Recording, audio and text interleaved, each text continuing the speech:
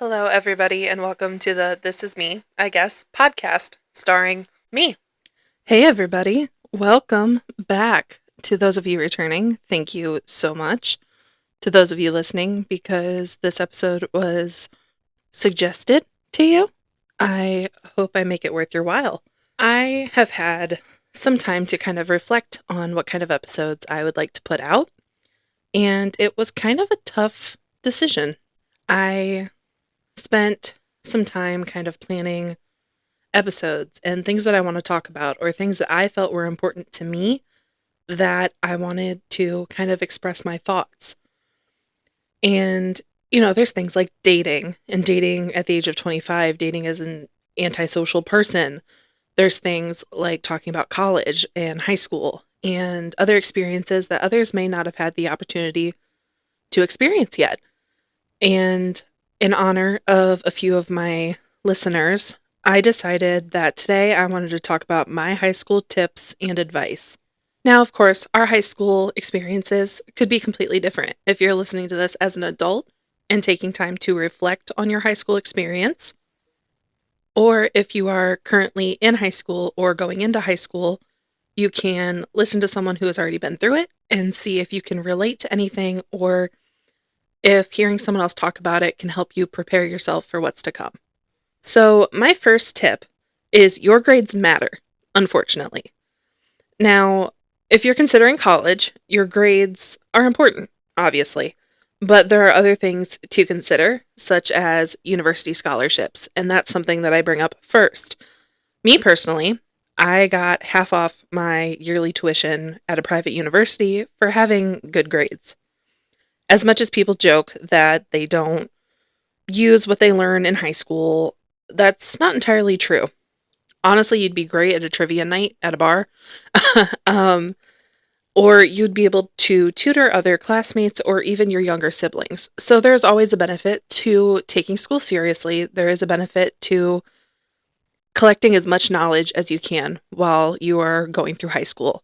We always joke that the mitochondria is the powerhouse of the cell, but there are so many other things that you do learn going through high school. I don't want to discredit anyone that is trying to really enforce their kids, do well in school, make sure you're listening, taking notes, all of that kind of thing. Even if you don't plan on going to a college or university, you can still benefit from paying attention in school. I'm going to sound like your parents. I'm going to sound like a million teachers that you've listened to before, but it is beneficial. For instance, note-taking. It can be useful in any job. Make sure that you're taking your time and making good notes in class. Now, I had to often take extensive notes in class. I would write almost every word that the teacher was saying, and then I would go home and rewrite my notes. But rewriting my notes was a way for me to absorb the information. As a writer, I felt like I absorbed more when I wrote it. Everyone is different. So that is my first tip, is just making sure that you're taking time with your grades, you're learning. If you need help, reach out for help. So many of your teachers are willing to stay after or come in early to help you succeed in their classes. And I will have more tips with your teachers in a little bit, but that is number one. Tip number two is high school friendships aren't forever. That's going to be a touchy subject with everybody, and everybody's experiences, again, are different. However, something I wish a lot of people would have told me, or at least I would have listened when people told me, was that, first of all, not everyone's your friend, and second of all, those friendships that you make will most likely not carry through into adulthood.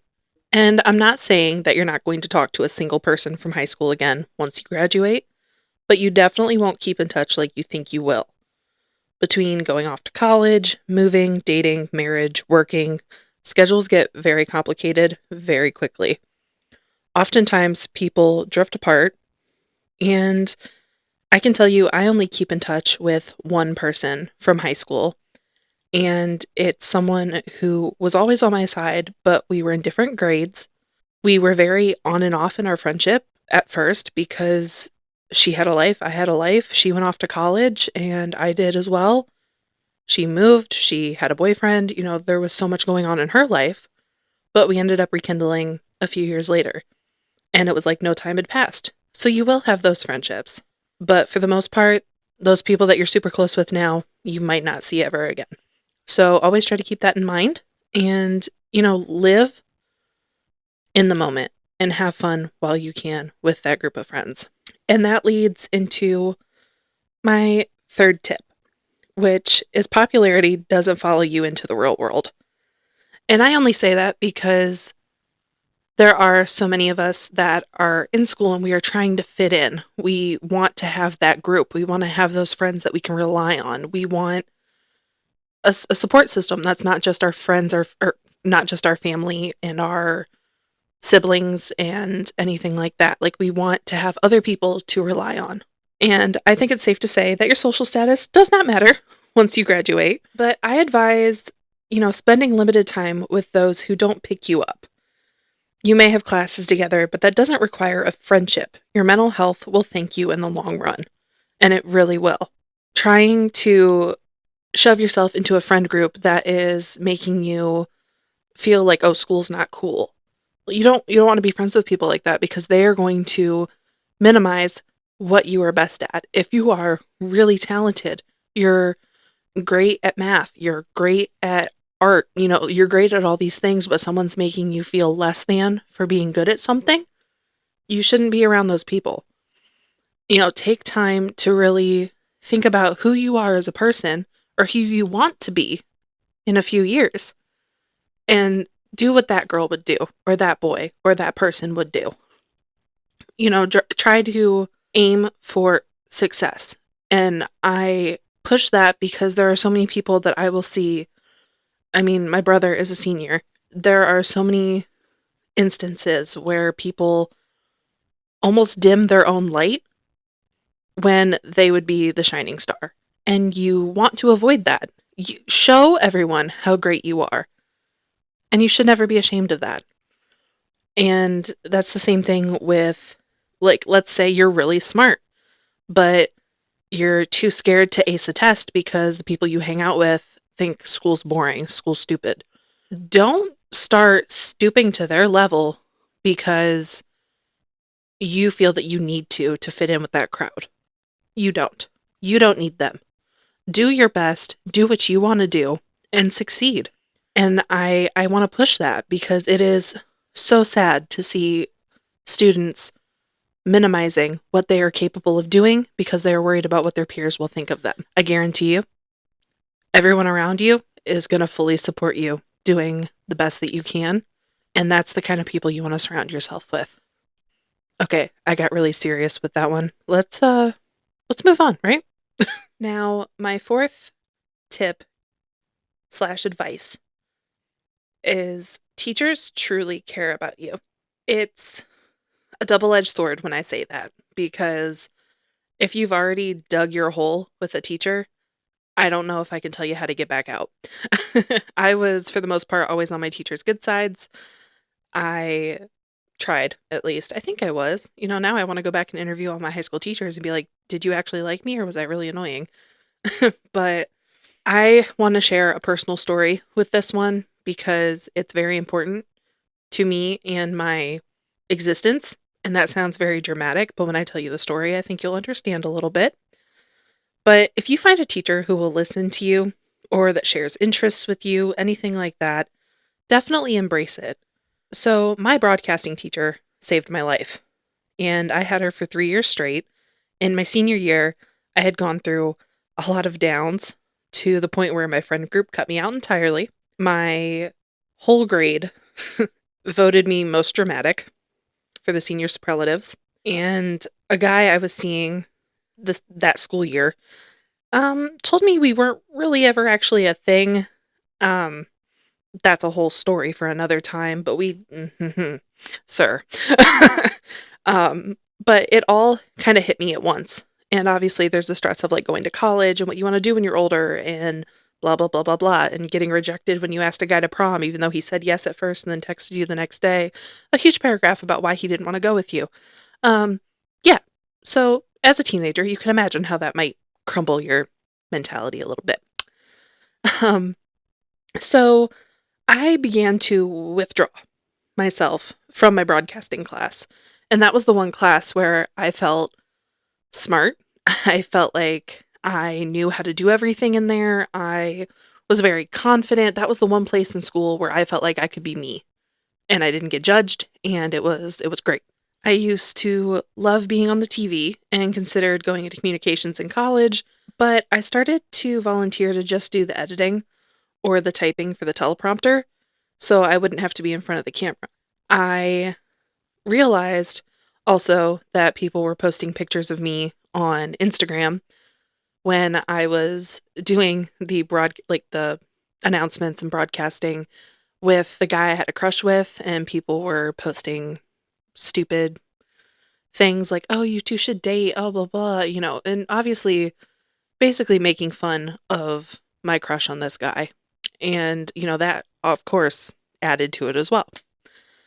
So I started getting silent in that broadcasting class, and I skirted as far as I could to the back of the room, meaning I got even more quiet. I was strictly doing editing or teleprompter. I would not go in front of the camera, and it was required.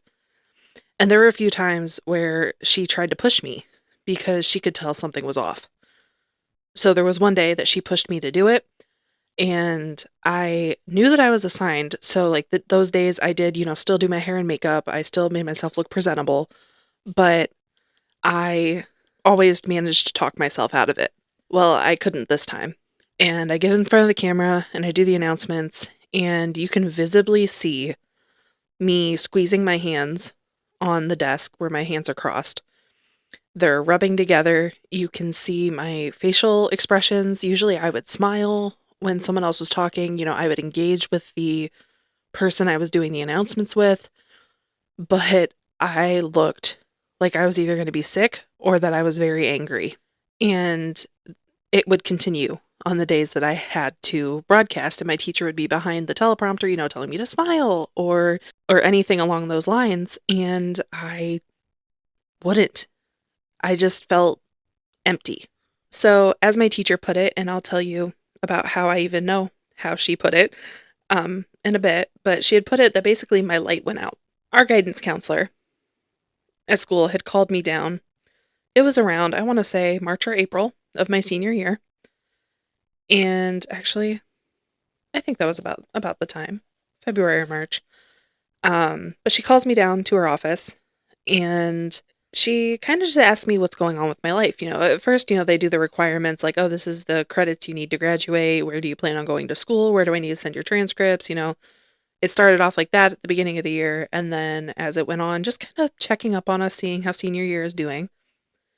And she asked me how I had been feeling. And she shared that a teacher had expressed concern.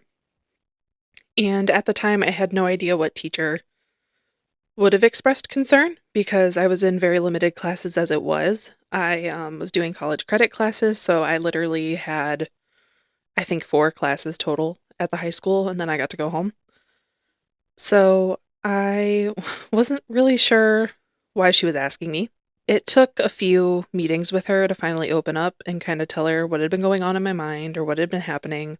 I think there was a day that I was so stressed that I went down there crying, and she told me that maybe I should talk to my parents about getting on an anxiety medication. Now, my family and I have always joked that it's crazy people medication. That was what we'd call it. We'd call it our crazy pills. And my mom's like, you don't need put on crazy medication. You're not crazy, and that's the stigma that was around it for our family. So I get to the doctor, I tell them what's going on, we do an assessment, and I am diagnosed with anxiety and depression. I got put on Celexa, the generic for it, and immediately within, I'd say a month, I felt a lot better. I'm not going to say I felt perfect because I still believe even when you're on that medication, there are days where you are still stressed to the max or anxious to the max or whatever that's making you feel the way you feel. But I started taking the medication, and I was able to start to at least put on that fake smile to get through the rest of the school year. There was an afternoon, I can't remember why my teacher had called me into her room. I think I had gone in because I was going to work on a project, toward the end of the day, and she had asked me to sit down and talk to her. She started off with hoping that I wouldn't be upset with her, but that she had expressed her concern with the guidance counselor, and that was why I was brought in. I thought it was really sweet that she didn't want me to be mad at her, but, at that time I couldn't be mad at her because she noticed me slowly curling into myself. Like I was falling apart. And the fact that a teacher took the time to notice and express concern to someone that could help me, to this day, I thank her all the time. Every time something happens, I'm like, you know what, I'm very thankful that I had someone who was able to recognize when I wasn't doing well. And I could only imagine what would have happened if she wouldn't have said something, and I feel bad that I didn't express it to my mom. I felt bad that I didn't express it to anybody in my family. But I think it says a lot when people not in your household notice it.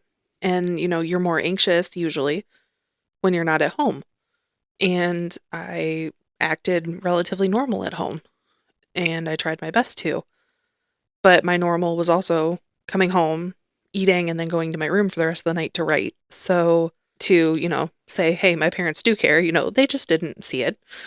um, but so my big thing and the big message with that whole story is just, trust your teachers genuinely and respect them, and just make sure that you're asking for help if you need it. Your teachers clearly care.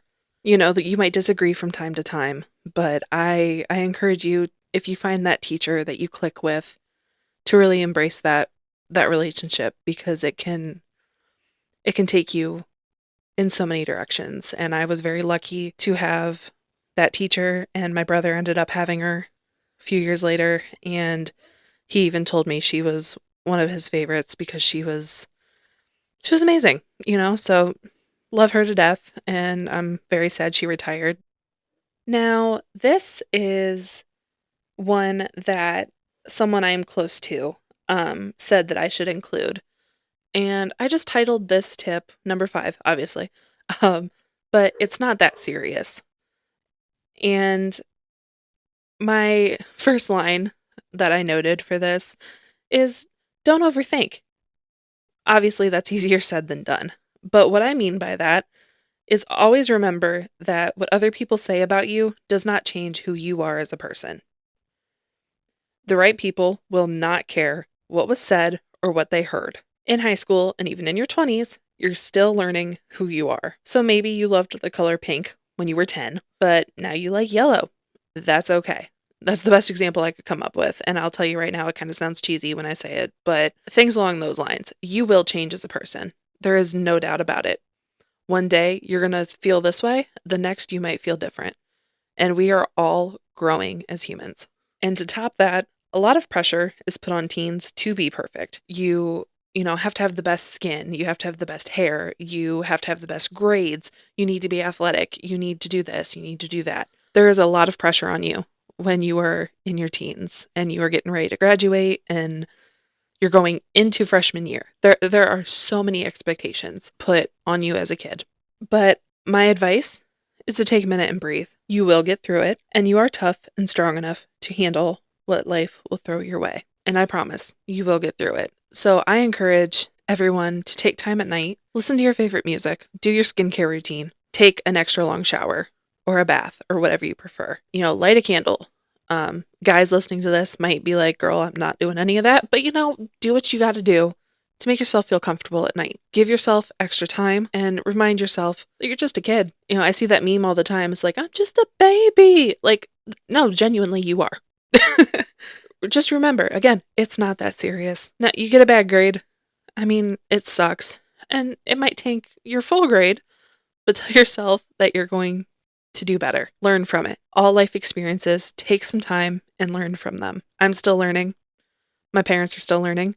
Heck, my grandparents are still learning. It's just how the cookie crumbles. I want to just put a lot of emphasis on it being completely okay that you don't know what you want to do or that you don't know how you feel.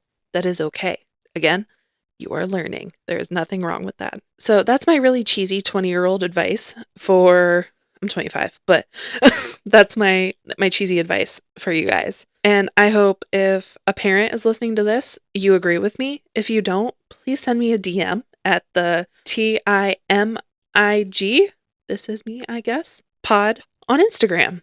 And you can shoot me a message because I would love to hear if anyone has different thoughts. But this is probably going to be a little bit of a shorter podcast. I do apologize.